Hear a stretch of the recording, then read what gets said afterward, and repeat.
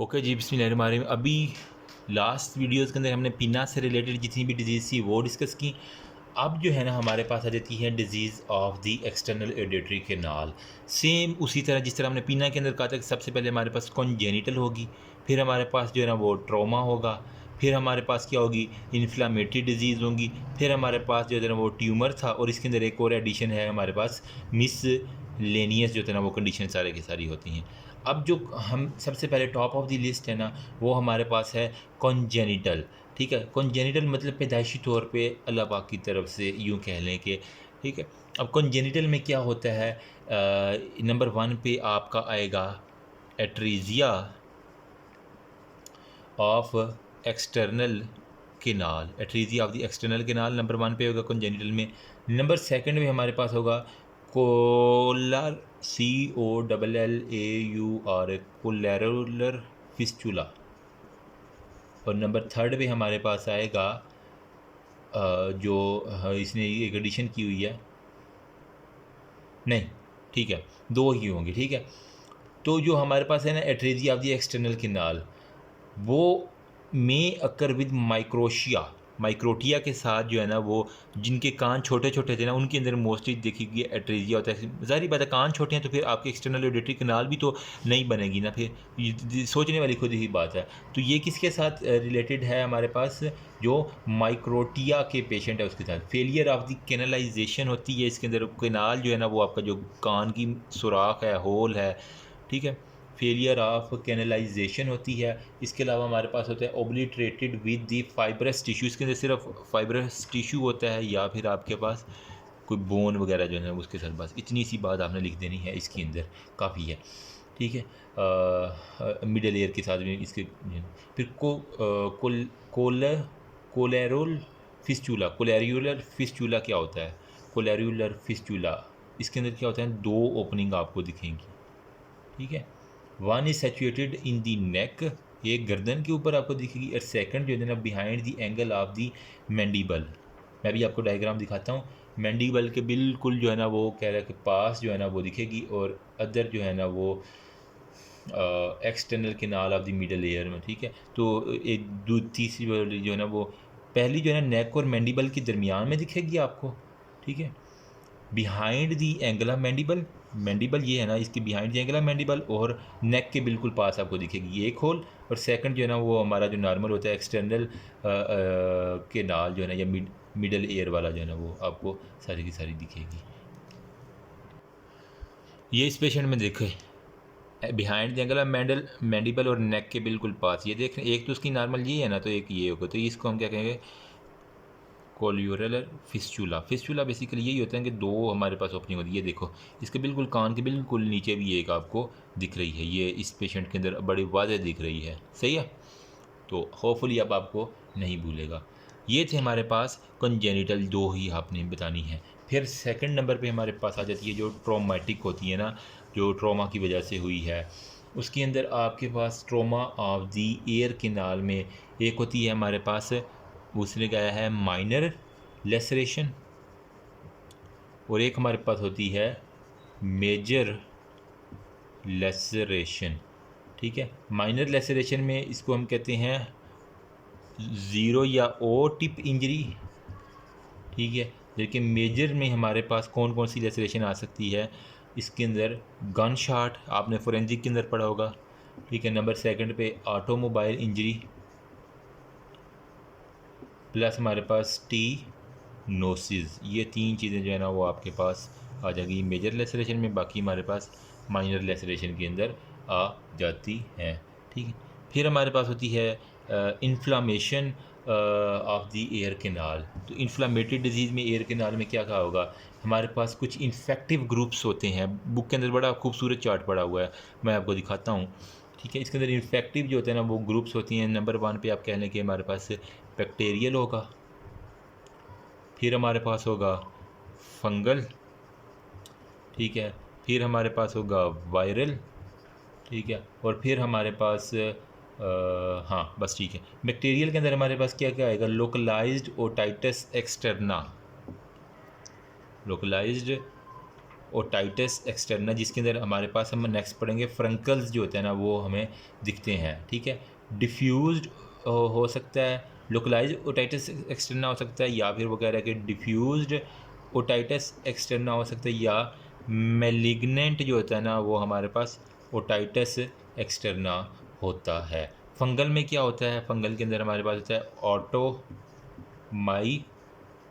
होता है, ठीक है। फंगल के अंदर ऑटोमाइकोसिस होता है, जबकि फिर वायरल के अंदर कौन सा आ जाता है, हर्पीज़ ज़ूस्टर ओटाइकस, ठीक है। हर्पीज़ ज़ूस्टर ओटाइकस इसके अंदर जो है ना वो आपको दिखेगा। साथ में ओटाइटिस एक्सटर्ना हेमोरेजिका, ओटाइटिस एक्सटर्ना हेमोरेजिका, ये दिखती हैं सारी की सारी।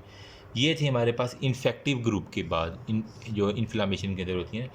उसके अंदर उसने सेकंड लिखा हुआ है कि एक रिएक्टिव ग्रुप भी होता है। ये था इन्फेक्टिव ग्रुप, फिर हमारे पास होता है एक रिएक्टिव ग्रुप की वजह से जो इन्फ्लामेशन होती है।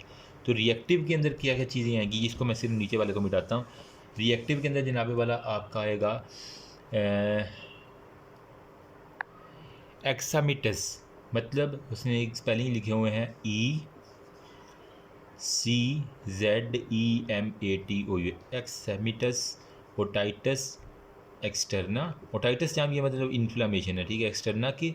फिर हमारे पास वगैरह है सिबोरिक ओटाइटस एक्सटर्ना, और हमारे पास होता है न्यूरोडर्माटाइटिस। ये सारे आपको नाम रट्टे लगाने पड़ेंगे, ठीक है।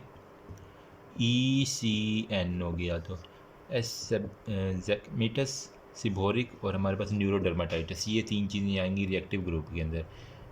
फिर हमारे पास आ जाती है, ये बुक में थोड़ा सा देख लें, डिजीज़ में हमने कंजेनिटल ट्रॉमेटिक इन्फ्लामेटरी, ठीक है। अब कंजेनिटल में हमने कहा एट्रीजिया ऑफ द एक्सटर्नल कैनाल, जिसके अंदर हमारे पास वो कंजेनिटली जो है ना वो एब्सेंट होती है, हमने बात की है नंबर 1 पे। नंबर 2 पे हमारे पास जो है ना फर्स्ट ब्रेकियल क्लेफ्ट के बारे में वो कह रहा है कि थोड़ी सी इसने ना एम्ब्रियोलॉजी इसके अंदर डिस्कस की हुई है। अगर पढ़ना है तो ectodermal core of the first dorsal part of the, ये MCQs आ सकता है ना, ठीक है। माइक्रोटिया इसके अंदर सबसे ज़्यादा कॉमन है, ये MCQs है। कोल्यूरल फिस्टुला के अंदर क्या है, फर्स्ट ब्रेकियल, वही इसी के अंदर वही सेम MCQs। फिर वो behind the angle mandible and other external grad और मिडल ईयर वाली 2 हमारे पास ओपनिंग थी, ये वाली, ये मैंने बात की। फिर trauma to the ear canal के अंदर माइनर लेसरेशन होती है, ठीक है, जिसके अंदर हमारे पास क्यू टिप इंजरी जो होता है ना, मैंने और लिखा क्यू टिप सॉरी था ना वो, ठीक है। तो इसके अंदर हमारे पास को Q tip injury minor laceration के अंदर। फिर हमारे पास हो जाती है मेजर लेसरेशन, इसके अंदर गन शॉट वाउंड और वो सारी की सारी थी। फिर इन्फ्लामेशन के अंदर उन्होंने डिवाइड किया हुआ है टियोलॉजी में इन्फेक्टिव ग्रुप और रिएक्टिव ग्रुप। इन्फेक्टिव में बैक्टीरिया, फंगल और वायरस। बैक्टीरिया में लोकलाइज ओटाइटिस एक्सटर्ना, जिसके अंदर फ्रंकल आ जाती हैं, डिफ्यूज ओटाइटिस हो गया और मेलिग्नेंट ओटाइटिस एक्सटर्ना, ठीक है। DML डिफ्यूज्ड मेलिग्नेंट और लोकलाइज ओटाइटिस एक्सटर्ना। फिर फंगल में ओटोमाइकोसिस है, फिर इसके अंदर हर्पीज ज़ूस्टर ओटाइकस है और ओटाइटिस एक्सटर्ना हेमोरेजिका है। रिएक्टिव में एसेमिटस ओटाइटिस एक्सटर्ना, सिबोरिक हो गया और न्यूरोडर्माटाइटिस हो गया। अब वो कह रहा है कि फ्रंकल्स के बारे में, जो कि लोकलाइज्ड ओटाइटिस एक्सटर्ना के आगे लिखा हुआ है ना, ये फ्रंकल जो मैंने कहा था अब हम नेक्स्ट पढ़ेंगे, इसको थोड़ा डिस्कस करते हैं क्या होता है जल्दी से। तो फ्रंकल्स बेसिकली क्या होता है, लोकलाइज्ड अक्यूट ओटाइटिस मीडिया इसके अंदर ना हमारे पास दिखेगा, ठीक है। इसको मैं बिठा के यहाँ पे हम कोशिश करते हैं कि इसको ना कवर कर लें। ओके जी, तो फ्रंकल्स के बारे में हमारे पास वो बात कहता है कि ये हमारे पास होता है लोकलाइज्ड की बात होगी, ठीक है। हमने सबसे पहले ये बैक्टीरिया की वजह से होता है ना लोकलाइज्ड ओटाइटिस, ये क्या था, ओटाइटिस एक्सटर्ना की वजह से जो हो रहा था ना, ठीक है, इसके अंदर वो सारे के सारे। अब इसके जो है ना इन्फेक्शन होता है, आपने पढ़ा होगा स्ट्रेप्टोकोकल का, ठीक है। स्ट्रेप्टोकोकल के अंदर जब आपने माइक्रोबायोलॉजी पढ़ी थी ना, उसके अंदर मैंने बताया था कि स्ट्रेप्टोकोकल इन्फेक्शन की वजह से फ्रंकल्स होते हैं। जो स्ट्रेप्टोकोकल की वजह से जो हेयर फॉलिकल्स है ना एयर के, ठीक है, उसका इन्फेक्शन होता है और ये कन्फाइंड होता है to the cartilaginous part of the meatus. जो आपका मिएटस होता है एयर का पार्ट, ठीक है, उसके कार्टिलेजिनियस पार्ट के साथ ये ना कन्फाइंड होता है। साइन एंड सिम्टम क्या है इसकी, सवेयर जो है ना वो कहता है पेन होगी, टेंडरनेस होगी, मूवमेंट ऑफ द पीना जो होता है, जब भी वो पीना को हिलाएगा तो उसको शदीद किस्म की दर्द होगी। जा मूवमेंट, जब वो च्युइंग करेगा, रोटी खाएगा तो उसको पेन होगी, ठीक है। एडीमा होगा ओवर द मेस्टॉइड, ठीक है, जो मेस्टॉइड है उसके ऊपर एडीमा आपको दिखेगा, प्लस पेरी एरिकुलर जो लिम्फ नोड है ना उसके ऊपर भी ना इनलाज होंगे और टेंडरनेस होंगी, ठीक है। तो अब भी फ्रंकल की ट्रीटमेंट क्या है, गौर से देखो। आपने सिस्टेमिक एंटीबायोटिक्स जो होता है ना वो आपने दे देनी है, लोकलाइज्ड हीट, साथ में लोकल हीट देनी है, ठीक है, जिसकी वजह से वो जो फ्रंकल्स वगैरह उसकी डिस्ट्रक्शन हो सके। साथ में आपने 10% एथमोल ग्लिसरीन जो होता है ना वो ग्लिसरीन, तो इस्थाकमोल जो होता है ना ग्लिसरीन, ये आपने साथ प्रोवाइड करनी है, ठीक है। और कार्टिलेज के अंदर जो है ना वो स्प्लिंटेज, इसकी वजह से पेन जो है ना वो रिड्यूस हो सकती है हमारे पास।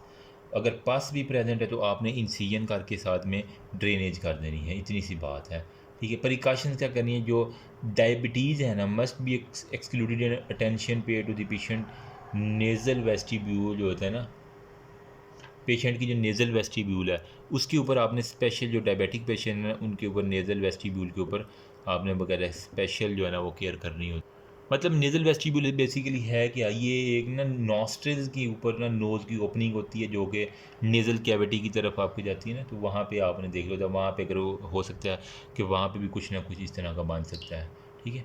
फिर हमारे पास हो गया, ये था हमारे पास फ्रंकल्स के बारे में। फिर उसने आगे बुक के अंदर लिखा हुआ है, क्या है जी, डिफ्यूज़ ओटाइटिस एक्सटर्ना। मैं सर आपको बुक से भी ना दिखा देता हूँ, एक दफ़ा हम इसको कवर कर लेना, ठीक है। तो डिफ्यूज़ ओटाइटिस मीडिया, ओके जी। तो डिफ्यूज़ ओटाइटिस एक्सटर्ना की हमने बात की थी, लोकलाइज था, डिफ्यूज़ था, और फिर हमारे पास था मेलिग्नेंट ओटाइटिस एक्सटर्ना, बैक्टीरिया की वजह से होता है। तो हमारे पास सेकंड जो डिफ्यूज़ ओटाइटिस एक्सटर्ना, इसके अंदर क्या होता है, बेसिकली डिफ्यूज़ इन्फ्लामेशन होती है किसकी, मिएटल जो है ना वो स्किन, उसकी डिफ्यूज़ इन्फ्लामेशन होगी, विच सेपरेट टू दी, जो कि सेपरेट करेगा और इन्वॉल्व करेगा पिन्ना की एपिडर्मल लेयर को, ठीक है। जो हमारे पास पिन्ना की एपिडर्मल है ना layer of the tympanic membrane, वहाँ तक जाके ना इसको इन्वॉल्व करना है, इतनी बात आपने याद रखनी है। अब एटियोलॉजी क्या है, जो लोग एक्सेसिव स्विमिंग करते हैं ना, ठीक है, तैराकी के जो शौकीन होते हैं, ये इसलिए वजह से मोस्टली लोगों ने ना कानों में रुई दे के वो स्विमिंग कर रहे थे, एक्सेसिव स्विमिंग हो गया। Trauma to the meatal skin, meatal skin मतलब जो एक्सटर्नल क्योस्टिक मिएटस है ना सारे का सारा, उसकी जो भी स्किन है उसको मैं कह रहा हूँ मिएटल स्किन, ठीक है। तो उनके अंदर जो है ना आपका अगर कोई ट्रॉमा हो गया जिसकी वजह से हमारे पास पैथोजेनिक ऑर्गेनिज्म बैक्टीरिया जाके वहाँ पे इन्वेल्ट किया, वहाँ पे फिर क्या होगा, हार्ट बर्निंग सेंसेशन होगी, ठीक है, हार्ट बर्निंग सेंसेशन होगी, अलॉन्ग विद पेन होगी जब वो जा की मूवमेंट करेगा, ये तो कॉमन है सब के अंदर ना, ठीक है। जा के अंदर मूवमेंट होगी, ऊजिंग हो सकता है सीरस डिस्चार्ज की, ऊजिंग होगी किसकी, सीरस डिस्चार्ज की। फिर हमारे पास होता है मिएटल की स्वेलिंग होगी, मिएटल स्वेलिंग होगी along with regional lymph node जो है ना, रीजनल लिम्फ नोड वो इन लार्ज आपको बनेगा, और कंडक्टिव हेयरिंग लॉस हो सकता है, कंडक्टिव हेयरिंग लॉस आपको दिखेगा इसके अंदर, ठीक है। तो ट्रीटमेंट जो है ना वो इसका मोस्ट इंपॉर्टेंट है, तो ट्रीटमेंट आप खुद भी लिख सकते हैं, कोई इतना मुश्किल नहीं है। तो यहाँ पे आपको एक लफ्ज़ मिलेगा एयर टॉयलेट, मतलब कान ने टॉयलेट करना है, मतलब कान की सफाई करनी है, ठीक है। बहुत से लोग इसको कन्फ्यूज करते हैं। तो एयर टॉयलेट जो है ना, नज़र आ रहा है ना, ठीक है, सॉरी फॉर दैट, लेकिन फ्लैश इसकी ऑफ हो गई, मोबाइल गर्म बहुत हो गया। एयर टॉयलेट जो है ना वो कह रहा है हमने करना है, सबसे पहले ट्रीटमेंट में ड्राई करना है, फिर हमने सक्शन के ज़रिए जो है ना वो क्लियर करना है, उसकी इरिगेशन फिर कर देनी है, सही है, मतलब जितना भी गंद बिल है ना वहाँ से निकाल देना है। फिर मेडिकेटेड जो है ना वो विस्क जो है ना, मतलब आपने एक गाज लेना है, गाज विस्क आपको मिलती है, ठीक है। गाज क्या होता है, वो जो पट्टी सी होती है जिससे हम वो ज़ख्मों को साफ़ करते हैं, जिसे हम गाज कहते हैं, ठीक है। तो गाज के ज़रिए जो है ना आपने उसको विस्क को ना सोक करना है, किसके साथ, एंटीबायोटिक्स प्लस स्टीरॉइड के साथ ना सोक करके उसको जो है ना वो इंसर्ट कर देना है, कान के अंदर लगा देना है। फिर आपने एंटीबायोटिक्स प्रॉपर देनी है और फिर एनाल्जेसिक देनी है ताकि वो पेन ना हो, ठीक है। फिर अगर वो क्रोनिक फेस है, ठीक है, बहुत लंबा अगर वो कह रहा है बुक के अंदर चल रहा है क्रोनिक फेज़, तो वो उसके अंदर क्या होगा, इरिटेशन होगी plus strong desire to itch, वो कहेगा मैं कान में खारिश करता आ रहा हूँ सारा दिन बस, ठीक है। तो स्ट्रॉन्ग डिज़ायर टू ईच, उसको होगी। साथ में जो है ना वो हाँ ठीक है, डिस्चार्ज जो होता है ना वो इसके अंदर होगा स्कैंटी, जो क्रोनिक में होगा स्कैंटी डिस्चार्ज होगा। और जब वो ड्राई हो जाएगा तो वो क्रस्ट मतलब भुरभुरा सा आपको जो है ना वो ड्राई क्रस्ट वहाँ से मिलेगी। Meatal skin show crusting and fissure and skin become hypertrophic to meatal stenosis. ठीक है, तो हाइपरट्रोपिक जो है ना वो आपको हो जाएगी। ट्रीटमेंट क्या है, आपने क्या करना है, वो जो जो जहाँ पे क्रस्ट बनी हुई है उस स्किन की जो है ना वो ट्रीटमेंट में आपने, क्रोनिक फेज की बात कर रहा हूँ मैं अभी, ठीक है। तो ट्रीटमेंट के अंदर आपने करना है रिडक्शन कर देनी है उस मिएटल स्किन की, रिडक्शन ऑफ मिएटल स्किन उसकी। फिर गॉज जो है ना उसको 10% एथ इथामोल ग्लिसरीन के साथ जो है ना वो आपने सोक करके देना। साथ में आपने फिर सेम वही एयर टॉयलेट करना है, एंटीबायोटिक देनी है, एनाल्जेसिक देनी है, और ज़्यादा मसला तो सर्जिकल एक्सरसाइज भी कर सकते हैं। तो ये था हमारे पास क्या जो हमारे पास हो रहा था बैक्टीरिया की वजह से। अब हम आ जाते हैं फंगल की वजह से जो हमारे पास, जिसके अंदर उसने कहा था कि हमने ऑटोमाइकोसिस किया था ना। तो यार मेरे ख्याल में लाइट ज़्यादा कम होगी, लेट मी ओपन समथिंग। अब ठीक है, ठीक है, कुछ ना कुछ यार गुजारा हो ही जाएगा। एक तो लाइट भी नहीं थी है तो फिर चार्जिंग भी थोड़ी कम हुई है। एनीवेज, अच्छा अब हम आते हैं फंगल के ऊपर, साथ में लगे हाथ ये भी कार ही लेते हैं, क्या अब नेक्स्ट वीडियो में करेंगे। ऑटोमाइकोसिस ये basically fungal infection cause by aspergillus fumigatus. ठीक है, एस्परगिलस फ्यूमीगेटस की वजह से ये होगा सारे का सारा। एस्परगिलस निगार की वजह से हो सकता है, या कैंडिडिया एल्बिकेंस की वजह से हमारे पास हो सकता है। ये इसकी मेन काजेज हैं। ठीक है, अब इसके अंदर ये कहाँ कहाँ पे होगा, जहाँ पे हॉट ह्यूमिड क्लाइमेट, गर्म प्लस जो है ना ह्यूमिड होगा, वहाँ पे नमी नमी होगी ना, हार्ड ह्यूमिड इन्वायरमेंट, जैसे कि जुराबें आपकी होती है ना वहाँ पे ज़्यादा फंगल होती है। तो यही हार्ड ह्यूमिड इन्वायरमेंट अगर एयर में हो जाए तो वहाँ पे होगा। या जो भी टॉपिकल स्टीराइड होती है ना, secondary to the patient using topical antibiotic for otitis externa के लिए, जो टॉपिकल एंटीबायोटिक यूज़ कर रहे थे ना ओटाइटिस एक्सटर्ना के लिए, वहाँ पे जो एंटीबायोटिक है वो भी ह्यूमिड इन्वायरमेंट पर प्रोड्यूस करती है, जिसकी वजह से वहाँ पे भी ना हो सकता है। क्लिनिकल फीचर में क्या है, उसको सेम वही इंटेंस जो इतना इचिंग होगा वो खारिश करता रहेगा कान के अंदर, डिस्कम्फर्ट होगा, पेन होगा, जब वो रोटी खाएगा तो उसको जा के अंदर जाना वो होगा। साथ में इसका बड़ा एक क्लिनिकल सिनेरियो है, वो वाटरी डिस्चार्ज होगा। लेकिन उसकी अगर स्मेल वो कहेगा मुझे मस्टी ऑर्डर जो होता है ना, वो मस्टी जो होता है ना ऑर्डर एक ख़ास किस्म की होती है वो आएगी, और साथ में ईयर ब्लॉकेज आपको बड़ा कॉमन सीन होगा। ठीक है, फंगल मास जो का ना वो आपको ब्राउन दिख सकता है, वाइट दिख सकता है, या फिर आपको ब्लैक दिख सकता है। ठीक है, तो ट्रीटमेंट में क्या करना है, आपने सबसे पहले एयर टॉयलेट कर देना है उसका। फिर आपने निस्टेटिन जो होता है ना, जो कि एंटी फंगल हमने पढ़ी थी फार्माकोलॉजी के अंदर, वो दे देनी है। 2% सैली साइक्लिक एसिड जो है ना वो अल्कोहल के अंदर डिप करके। एयर को हमेशा ड्राई रखना है, एयर मस्ट बी ड्राई। ठीक है, और एंटीबायोटिक और साथ में फिर आपने स्टीरॉइड, ताकि वो सेकेंडरी इन्फेक्शन कोई बैक्टीरिया का ना हो। ठीक है, फिर हमारे पास उसने बुक में अंदर लिखा हुआ ओटाइटिस एक्सटर्ना हेमोरेजिका, वो क्या होता है जो कि हमने किया था, ओटाइटिस एक्सटर्ना हेमोरेजिका, यस उसने लिखी हुई है, जो कि हमारे पास वायरल की वजह से हो रहा था ना। ठीक है, तो अब हम वायरल के ऊपर आ गए, तो वो कह रहा है कि ओटाइटिस एक्सटर्ना हेमोरेजिका ये होता है वायरल इन ओरिजिन है। हेमोरेजिक बुल्लाए जो होता है ना, रेजिक बुल्लाए बुल्ले, वो आपको जो है ना वो दिखेंगे ऑन टिम्पैनिक मेम्ब्रेन, जो आपका कान का पर्दा है ना टिम्पैनिक मेम्ब्रेन, उसके ऊपर जो है ना वो ऑन टिम्पैनिक मेम्ब्रेन वहाँ पे दिखेंगे। और साथ में जो डीप मिएटस है ना, एक्सटर्नल क्वेस्टिंग मिएटस का जो डीप मिएटस होता है वहाँ पे होगा। सीवियर पेन होगी इन ब्लड में, और ब्लड स्टेन डिस्चार्ज इसके अंदर बड़ा इंपॉर्टेंट है। ठीक है, हेमरेजी का मतलब हेमरेज हो रहा है तो ब्लड जो है ना वो आपने साथ इसमें लाजमी लिखना है, ब्लड स्टेन्ड डिस्चार्ज होगा। ठीक है, ट्रीटमेंट में क्या लिखना है आपने, एनाल्जेसिक लिख देना है, प्लस एंटीबायोटिक्स जो है ना वो साथ लगा देनी है तो अच्छा से होगा। ठीक है, तो ये ट्रीटमेंट सिर्फ स्कैंडी के लिए, ओटाइटिस एक्सटर्ना हेमोरेजिक का वायरल की वजह से एंटीवायरल भी साथ देनी पड़ेगी ना, सारी बात है।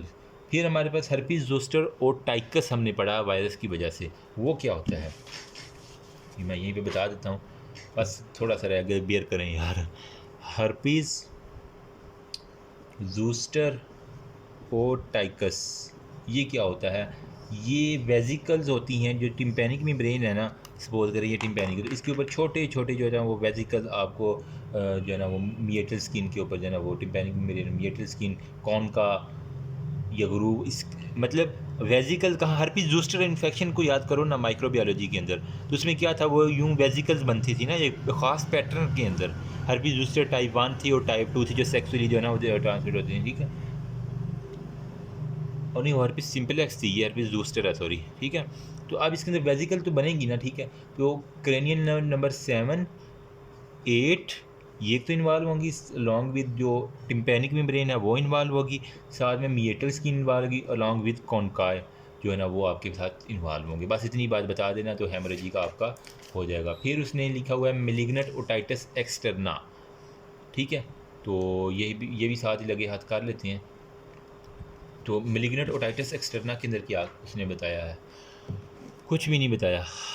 मेलिग्नेंट ओटाइटिस एक्सटर्ना, इसके अंदर होता है एक्सक्रूशिएटिंग पेन होती है, क्रूशिएटिंग जो है ना वो पेन होती है, प्लस हमारे पास ग्रेनुलोमिएटस जो है ना वो एयर केनाल आपको दिखेंगी, मतलब ग्रेनुलोमा जो है ना वो आपको ग्रेनुलिएशन एयर केनाल आपको दिखेगी, ठीक है।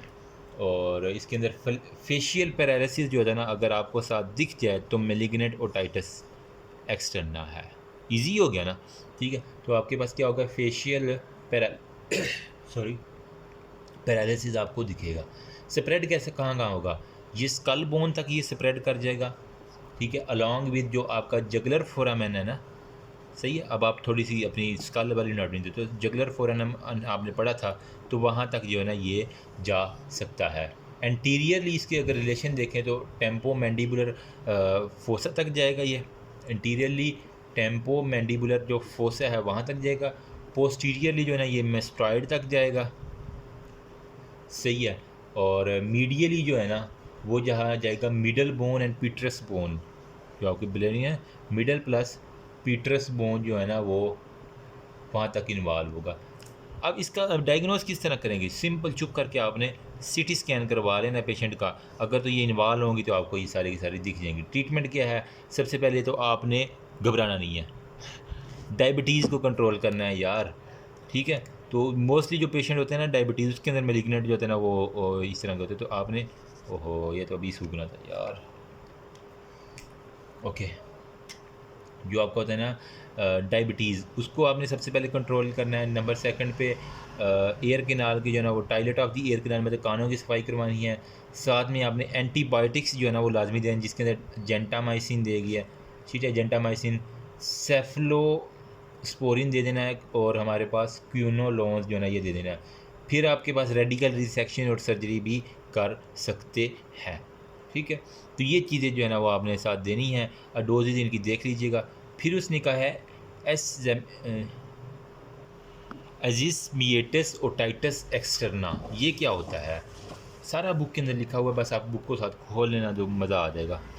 एजिस्मिएटिस ओटाइटिस एक्सटर्ना, इसके अंदर कुछ नहीं करना, इसके अंदर हाइपर सेंसिटिविटी होती है इन्फेक्टिव ऑर्गन की, सही, हाइपर सेंसिटिविटी होगी जो भी इन्फेक्टिव ऑर्गेनिज्म है उसकी, along with topical ear drop जो है ना सच एज जो आपको क्लोरोमाइसिटिन या नियोमाइसिन जो होता है ना इसकी जो है ना वो ड्रॉप्स, उसकी वजह से आपको हाइपर सेंसिटिविटी होगी। इंटेंस इरीगेशन होगी, वेजिकल फॉर्मेशन होगी, ऊजिंग होगी, क्रस्टिंग होगी किनाल की।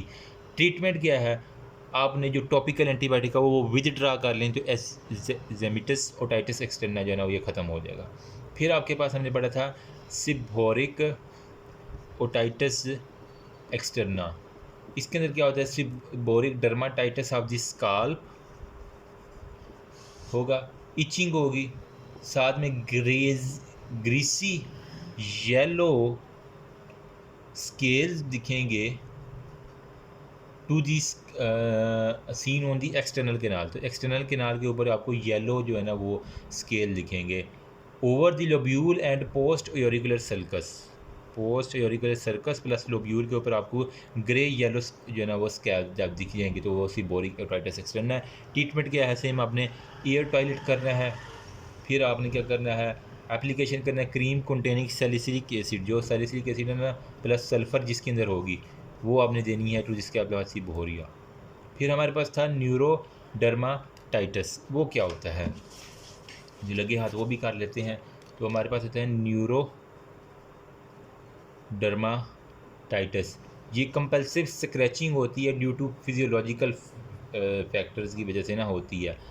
तो वो पेशेंट जिनके अंदर इंटेंस इचिंग होती है ना, ठीक है, वो खारिश करके जो है ना वो स्क्रैचिंग कर लेते हैं जिसकी वजह से ये हो जाती है। ट्रीटमेंट किया है आपने सिंपैथेटिक फिजियोथेरापी जो है ना वो दे देनी है, साथ में एयर को पैक करके ना साथ में बैंडेज लगा देनी है ताकि वो खारिश ही ना कर सके इतनी ज़्यादा। साथ में हमने जो फिजियोथेरापी देनी है उसकी वजह से उसका खारिश काफ़ी रुक जाएगी। ठीक, फिर हमारे पास उसने लिखा हुआ है न्यूरोडर्माटाइटिस भी हो गया एंड प्राइमरी जो है ना, हाँ ठीक है, primary cholesteatoma of the external auditory canal. तो ये क्या होती है इसके बारे में बस लगे हाथ ये भी देख लेते हैं। आई नो कि थोड़ा सा ना लंबा हो गया टॉपिक। तो हमारे पास जो होते हैं ना primary cholesteatoma of external auditory canal, जिसके अंदर क्या होता है सिक्वेमस एपिथीलियम जो होता है ना वो एक्सटर्नल कैनाल की इन्वेड करती है इट्स बोन को, जो है ना सिक्वेमस एपिथीलियम उसने खुद ही जाके इन्वेड कर दिया बोन्स को, या फिर इसकी जो है ना वो वजह क्या क्या हो सकती है, क्यों ये स्क्वेमस एपिथेलियम इन्वेड करेगी बोन को। पोस्ट ट्रॉमेटिक वजह हो सकती है या पोस्ट सर्जिकल जो है ना सर्जरी की वजह से जो है ना ये सारे का सारा रफड़ा हो जाते हैं। तो आपने क्या करना है, ट्रीटमेंट सिंपल यही करनी है कि जो हमारे पास नेक्रोटिक बोन अब नेक्रोसिस हो चुकी है जिस बोन की, सबसे पहले तो उसको बाहर निकालना है, रिमूव करना है।